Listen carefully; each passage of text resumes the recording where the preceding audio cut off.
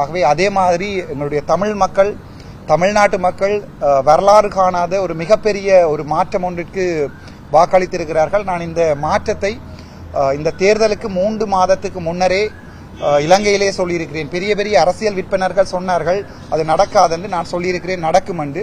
So அந்த விதத்திலே நான் உண்மையாகவே தமிழ்நாட்டு மக்களுக்கு ஒரு மிகப்பெரிய மாற்றத்திற்கும் ஒரு யதார்த்தமான அரசியலை கொண்டு செல்கின்ற ஒரு மக்கள் ஜனநாயகனுக்கும் நாயகனாக இருந்து ஜனநாயகனாக மாறியிருக்கின்ற எங்களுடைய முதலமைச்சர் விஜய் அண்ணா என்று சொல்ல ஆசைப்படுகிறேன். விஜய் அண்ணா என்று சொல்வதிலே குறை இருக்காதுன்னு நினைக்கிறேன், பிழையாக எடுத்துக்கொள்ள மாட்டேன்னு நினைக்கிறேன். எங்களுடைய அண்ணன் விஜய் அவர்களுக்கு மனமார்ந்த வாழ்த்துக்கள்.